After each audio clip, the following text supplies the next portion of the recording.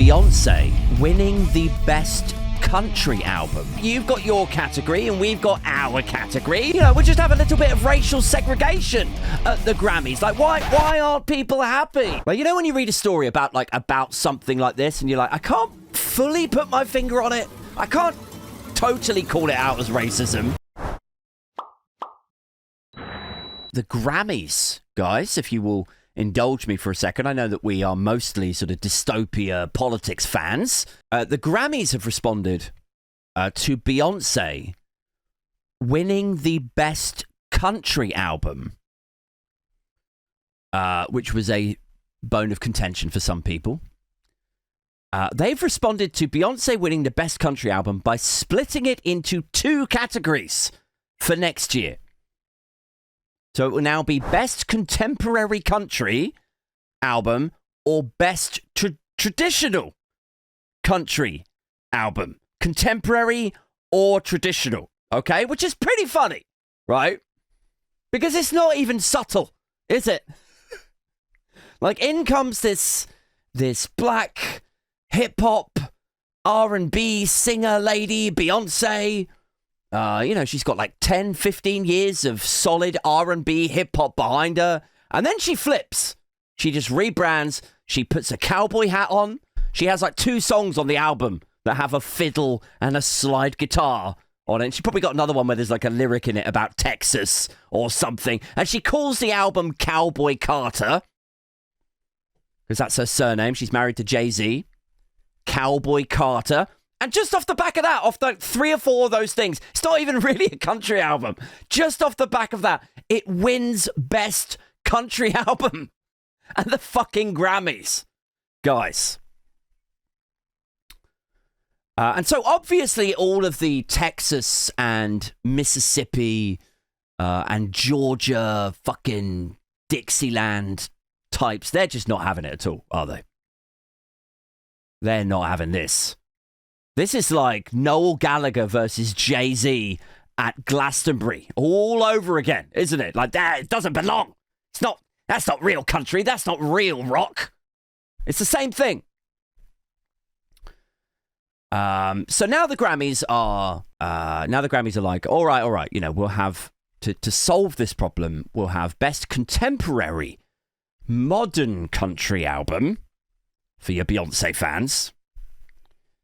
Because then it can include Beyonce, it can include other people who are venturing that way. It can celebrate, it can embrace, it can accept drum loops, you know, synthesized drums. But then we'll have Best Traditional Country Album over here. And so this way, if Garth Brooks puts out another LP, you can still cheer him on without fear of, you know, somebody dragging your ass out of the 1870s and singing about ranches and whiskey and horses and shit. And so then everybody's happy, right? You've got your category and we've got our category. And, you know, we'll just have a little bit of racial segregation at the Grammys. Like, why aren't people happy with a bit of racial segregation?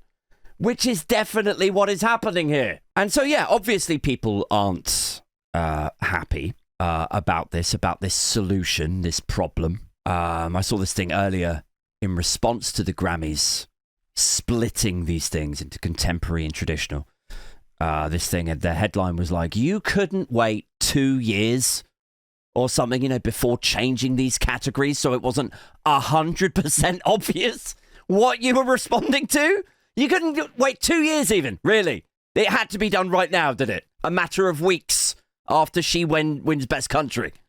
Like, you didn't want to make it completely fucking obvious. Like, is the racism really, does it need to be that immediate? Is it urgent? And look, I do kind of get it. I understand a little bit of the frustration with it, because seeing Beyonce go country does come off as pretty cynical to me. Like, I think we talked about this before, didn't we, a few weeks ago on a different episode when it first, because it was a few weeks ago that she won the Grammy for it. But like with her and the influx of R&B artists who've moved to country because the fan base there in the southern states, they still actually go out and buy records. Like, that's what it is. It's a commercial decision.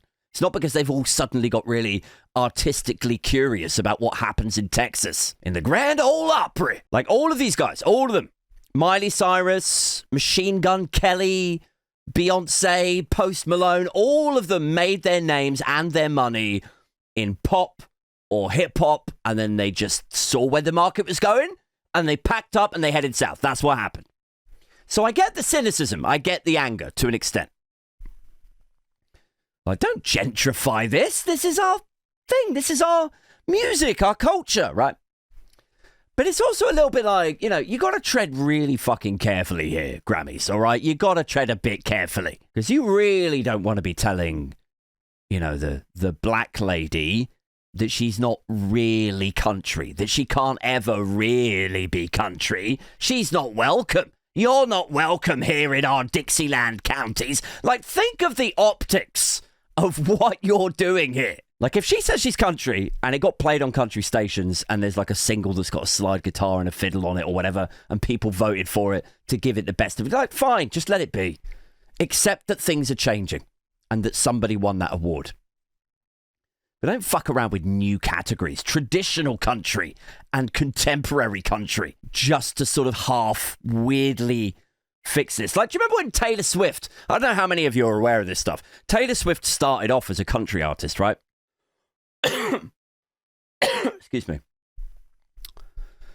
When Taylor Swift moved from country to pop, like, nobody categorized her for her Grammy nominations as like, oh, well, we'll call it contemporary pop. All of the real pop stars will be traditional pop. You'll never really be pop, Taylor. Nobody did that, did they?